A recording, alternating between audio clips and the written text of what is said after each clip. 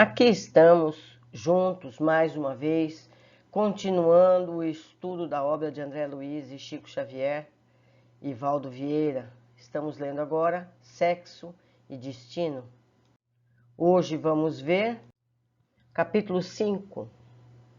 Imperfeitamente refeitos do assombro que semelhante atitude nos causava, passamos a colaborar com o irmão Félix na aplicação de recursos a benefício do amigo, que, embora nos desconhecesse a presença, se mantinha agora em aturada reflexão. Ao contato das mãos do benfeitor, que mobilizava proficiente a energia magnética, Nemésio expunha as deficiências do campo circulatório. O coração, consideravelmente aumentado, denotava falhas ameaçadoras com endurecimento das artérias. O examinado, rebuçado por fora, era enfermo grave por dentro. Entretanto, a característica mais constrangedora que apresentava surgia na arteriosclerose cerebral, cujo desenvolvimento conseguíamos claramente positivar, manejando diminutos aparelhos de auscultação.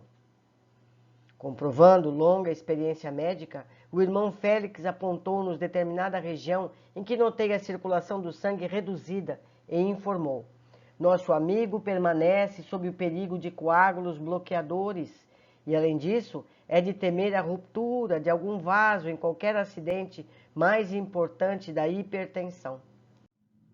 Como se nos percebesse a movimentação e nos registrasse os apontamentos, o genro de Neves, na cadeira estofada que se recolhera, instintivamente respondia ao inquérito afetuoso a que lhe submetíamos a memória, elucidando-nos todas as dúvidas através de reações mentais específicas. Acreditava-se afundado na imaginação, ignorando que se nos revelava por inteiro na feição de um doente voltado para os esclarecimentos da anamnese. Eu disse que não iria comentar esse tipo de situação, mas vejam aqui, o questionamento que o espírito faz, o encarnado responde como sendo memória dele, certo? Tenham isso em mente e identifiquem a si mesmo em situações semelhantes. Seguindo, rememorou as tonturas ligeiras que vinha experimentando a miúde, vasculhava a lembrança, atendendo-nos às perguntas, alinhavava acontecimentos passados, fixava pormenores, reconstitui quanto possíveis as fases do desconforto a que se vinha atirado subitamente com a perda dos sentidos que sofrera no escritório dias antes. Sentia-se desamparado de chofre, ausente. O pensamento esvaía-se-lhe da cabeça como expulso por martelado interior. Pavoroso delíquio que lhe emprestava infindável, quando perdurara simplesmente por segundos. Retomara a noção de si mesmo, atarantado, abatido, curtira apreensões em si mesmado por muitos dias. Para defrontar-se, expusera as ocorrências perante velho amigo na antevéspera, já que não sabia como destrinchar o fenômeno. A tela rearticulada por ele na imaginação salientava-se, tão nítida que lográvamos contemplá-los juntos, Nemésio e o companheiro que lhe tomava confidências, como se estivessem filmados. O marido de Beatriz, inconscientemente, configurava informes precisos acerca do desmaio experimentado, das inquietações consequentes, da entrevista que provocara com o colega de negócios e do entendimento cordial havido entre ambos. Consignamos os avisos que o interlocutor lhe transmitira. Não lhe cabia adiar providências. Devia procurar um médico, analisar as próprias condições, definir os sintomas. Traçou advertências. Verificar-seria facilmente a fadiga. No Rio, obteria melhoras em alguma clínica de repouso. Umas férias não lhe fariam mal? Qualquer síncope, a seu ver, equivaleria a puxão de campainha no apartamento da vida. Sério vaticínio, enfermidade à porta. Nemésio, calado, sem perceber que se comunicava conosco, repetia espiritualmente as alegações que formulara. Difícil a consulta, responsabilidades em penca, o tempo escasso, acompanhava a esposa na travessia das horas derradeiras, em doloroso término de existência, e não contratava meios de cuidar de si. Não discutia a oportunidade das admoestações, mas admitia-se obrigado a transferir o tratamento para quando pudesse. No entanto, no âmago do pensamento, por noticiário vivo, secretamente arquivado no cofre da alma, desvelava para nós motivos outros que não tivera coragem de expender. Enternecido ao toque do amor fraterno do benfeitor que o auscultava, liberou em silêncio as mais profundas preocupações. Semelhava-se a menino Peralta, quando espontâneo e obediente no clima dos pais. Aclarou positivo a razão da fuga a qualquer assunto relacionado com a provável submissão a preceitos médicos. Receava conhecer o próprio estado orgânico. Amava novamente, crendo-se de regresso às primaveras do corpo físico. Identificava-se espiritualmente jovem, feliz. Qualificava a afeição de Marina como sendo o reencontro da mocidade que ficara para trás. Alinhavando recordações e meditações, exibia diante de nós a trama dos acontecimentos que lhe sedimentavam as noções precárias da vida, possibilitando-nos retratar-lhe a realidade psicológica. Beatriz, a companheira em vésperas de desencarnação, erigia-se-lhe agora no ânimo em forma de relíquia que situaria reverentemente em breve no museu das lembranças mais caras. Imperturbavelmente, correta e simples, transformava-lhe a volúpia em admiração e a chama juvenil em calor de amizade serena. Estranho ao benefício da rotina construtiva, colocara a esposa no lugar de genitora, a que a morte levara. Disputava-lhe por instinto o sorriso benevolente, a bênção da aprovação. Queria-lhe a presença, como quem se acostuma, ao serviço de um traste precioso. Harmonizava-se consigo próprio ao chegar suarento em casa, descansando a cabeça fatigada e o seu olhar. Entretanto, Nemésio, de formação materialista e de índole utilitária, conquanto generoso, desconhecia que as almas nobres colhem no amor esponsalício da terra o fruto da alegria sublime, cuja polpa o tempo sazona e torna mais doce, eliminando os caprichos transitoriamente necessários da casca. Insistia na conservação de todos os impulsos emotivos da juventude corpórea. Andava em dia com todas as teorias da libido. Vez por outra, demandava cidades próximas em noitadas boêmias, asseverando de retorno aos amigos que assim procedia para desenferrujar o coração. Dessas escapadas, voltava trazendo à esposa corbelhas de alto preço que a Beatriz acolhia enlevada. No decurso de algumas semanas, mostrava-se para ela mais compreensivo, mais terno, reconduzido, porém, mais dilatadamente os freios do hábito. Não sabia consagrar-se às construções espirituais que só a disciplina favorece e garante. Varava de novo as fronteiras e os compromissos morais estabeleciam a maneira de animal arrombando a cerca. Em determinadas ocasiões, acontecia fixar a esposa, invariavelmente abnegada e fiel, perguntando à própria alma o que sucederia se ela adotasse conduta igual a dele. Aterrava-se. Isso nunca pensava. Se Beatriz pusesse, ainda que de leve, o voto feminino em outro homem, era capaz de matá-la. Não hesitaria. Nesses momentos, impressões contraditórias agigantavam-lhe o espírito limitado. Não se interessava absolutamente pela mulher, mas não toleraria concorrência à posse daquela a quem confiava o seu nome. Inquietava-se, imaginava coisas, mas recompunha-se tranquilo, recordando a esquisita conceituação de velho amigo que consumira a existência alcoolizado entre os despojos endinheirados de parentes ricos, a que lhe tisnaram os sonhos do lar, quando menino, a repetir-lhe frequentemente: Nemésio, mulher é chinela no pé do homem. Quando não presta mais, é preciso arranjar outra. Compreensível que, regando a raiz do caráter com as águas turvas de semelhante filosofia, atingisse o genro de Neves, o marco dos 60 anos, com os sentimentos deteriorados no tocante ao respeito que um homem deve a si mesmo.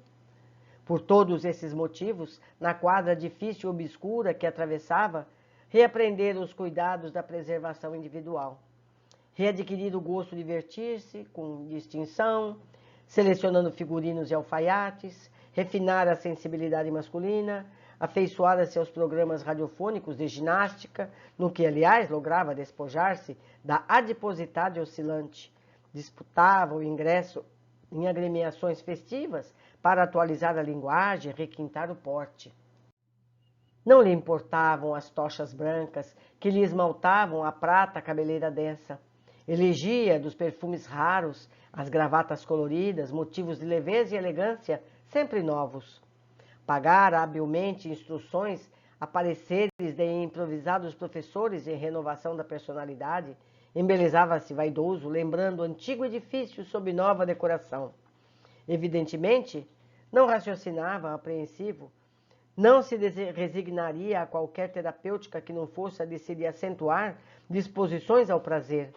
Recusaria peremptório toda medida endereçada a suposto reajustamento orgânico, já que se supunha perfeitamente idôneo para comandar as próprias sensações.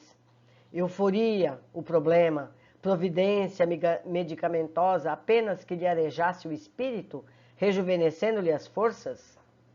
O irmão Félix voltou a dizer-nos: Nemésio demonstra enorme esgotamento à vista dos hábitos demolidores a que se rendeu. A inquietação emotiva descontrava-lhe os nervos e os falsos afrodisíacos usados solapavam-lhe as energias sem que ele mesmo perceba. Diante da afirmativa, o esposo de Beatriz fixou agoniado vinco mental, entremostrando haver assimilado mecanicamente o impacto do grave enunciado. E se piorasse? Considerou de si para si. A figura de Marina despontou-lhe na alma. Nemésio divagou cismarento. Concordaria sim em recuperar a saúde, mas somente depois que retivesse a jovem no lar, entregue a ele, em definitivo, pelos laços do matrimônio.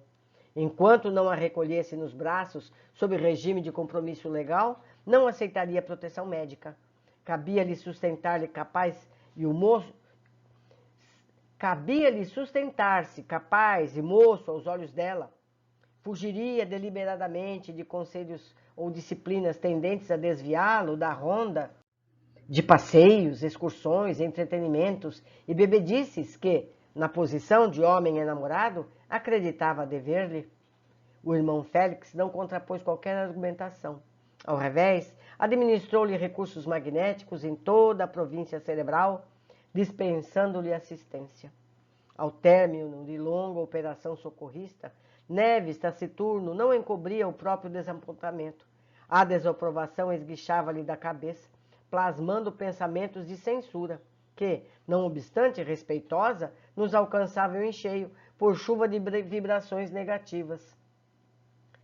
Um parêntese, né, amigos? Como se Félix não pudesse perceber tudo o que Nemésio pensava. Continuando.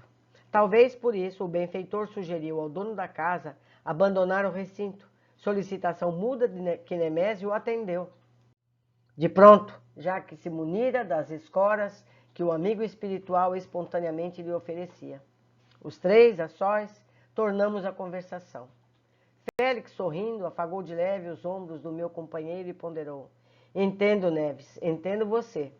Encorajado pela inflexão de carinho com que semelhantes palavras eram ditas, o sogro de Nemésio desafogou-se. Quem entende menos sou eu. Não admito tantos resguardos para um cachorro de má qualidade. Um homem igual a este, que me desrespeita a confiança paterna. Quem não lhe veu no espírito a poligamia declarada? Um sessentão desavergonhado que enxovalha a presença da esposa agonizante. Ah, Beatriz, minha pobre Beatriz, por que te uniste a esse cavalo? Olha só.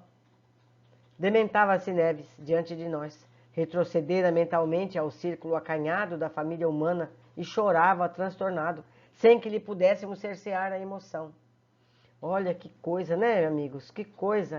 Isso pode acontecer com todos nós. Continuando. Faço força, gemia acabrunhado, mas não aguento. De que me vale trabalhar odiando? Nemésio é um mascarado. Tenho estudado a ciência de perdoar e servir. tenho aconselhado o serviço e perdão aos outros, mas agora? E agora? Divididos por simples parede, vejo o sofrimento e o vício debaixo do mesmo teto. De um lado minha filha conformada, aguardando a morte. De outro meu genro e essa mulher que me insufla a família. Deus do céu, que me foi reservado? Andarei auxiliando uma filha doente ou sendo chamado à tolerância? Mas como suportar um homem desses? Não adiantou um aceno de prudência na pausa curta. Antigamente, tartamudeou ele, desesperado, acreditava que o inferno, depois da morte, fosse pular em vão num cárcere de fogo. Hoje aprendo que o inferno é voltar à terra e estar com os parentes que já deixamos. Isso é a purgação de nossos pecados, porque ele está sentindo o que sentiria se estivesse encarnado. Não é verdade? Félix aproximou-se e ponderou, segurando-lhe afetuosamente as mãos. Calma, Neves. Sempre surge para todos nós o dia de provar aquilo que somos naquilo que ensinamos. Além disso, Nemésio deve ter entendido. Entendido? Tartamudeou o interlocutor. Não chegará a ter visto? E acrescentou quase irônico. Sabe o senhor qual é o rapaz que vem ocupando o pensamento dessa moça? Sei, mas deixa-me explicar, clareou Félix com brandura. Principiamos por aceitar Nemésio na posição em que se encontra. Como exigir da criança a experiência da madureza ou pedir raciocínio certo ao alienado mental? Sabemos que crescimento do corpo não expressa altura de espírito. Nemésio é aluno da vida, qual nós mesmos, sem o benefício da lição em que estamos sendo instruídos. Que seria de nós, na situação dele, sem a visão que atualmente nos favorece? Não é verdade, meus amigos? E nós todos, se não soubéssemos que a vida não termina, como agiríamos? Não é verdade? Seguindo, provavelmente cairíamos em condições piores. Quer dizer que devo aprová-lo? Ninguém aplaude a enfermidade, nem louva o desequilíbrio. No entanto, seria crueldade recusar a simpatia, a medicação ao doente. Consideremos que Nemésio não é um companheiro desprezível. Emaranhou-se em sugestões perigosas, mas não fugiu da esposa a quem presta assistência. Mostra-se engodado por extravagâncias emotivas de caráter deprimente que lhe lapidam as forças. Contudo, não esqueceu a solidariedade, resolvendo oferecer casa própria e gratuita à senhora que lhe presta serviços remunerados. Acredita-se dono da juvenilidade física absolutamente irrisória, quando na realidade carrega um corpo em prematuro desgaste. Dedica-se apaixonadamente a uma jovem que o menoscaba, conquanto lhe consagre apreço respeitoso. Não bastariam essas razões para merecer benevolência e carinho? Quem de nós não há possibilidade de auxiliar? Ele que anda cego ou nós que discernimos? Não posso enaltecer-lhe as manobras lamentáveis na esfera dos sentimentos, entretanto sou obrigado a confessar que ele, na ficha de analfabeto das verdades da alma, ainda não tombou de todo. Com significativo tom de voz, o instrutor acentuou. Neves, Neves, a sublimação progressiva do sexo em cada um de nós é fornalha candente de sacrifícios continuados. Não nos cabe condenar alguém por faltas em que talvez possamos incidir ou nas quais tenhamos sido passíveis de culpa em outras ocasiões. Compreendamos para que sejamos compreendidos. Neves silenciou, de certo, controlado pela influência do amigo venerável. E quando consegui fitá-lo, depois de alguns momentos de expectativa, percebi que se pusera, humildemente, em oração. Interessante, amigos. Tudo que nós vemos cabe para cada um de nós, nas mais variadas experiências, não apenas conjugais. Todo tipo de experiência. É muito comum apontarmos o dedo quando nós mesmos poderíamos fazer coisa pior se não soubéssemos o que sabemos. Vamos lá.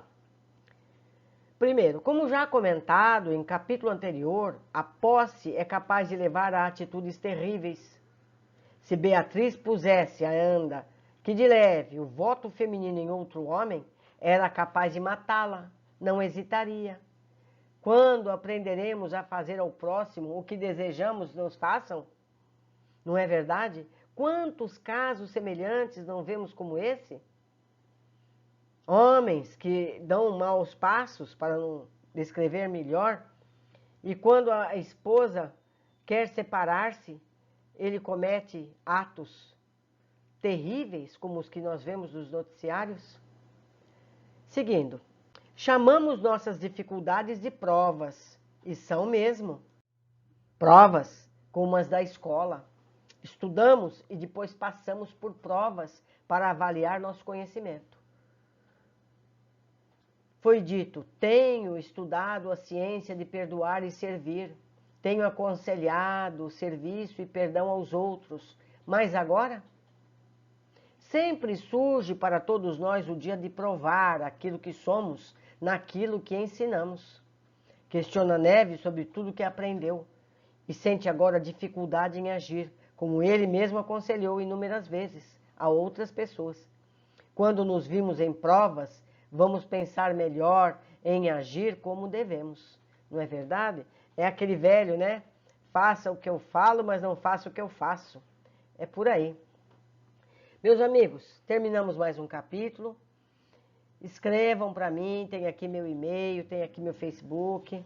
Vamos trocar ideias, vamos falar a respeito de tudo que nós estamos aprendendo, porque assim nós fixamos melhor esses conteúdos. Um grande abraço e eu espero todos vocês em breve.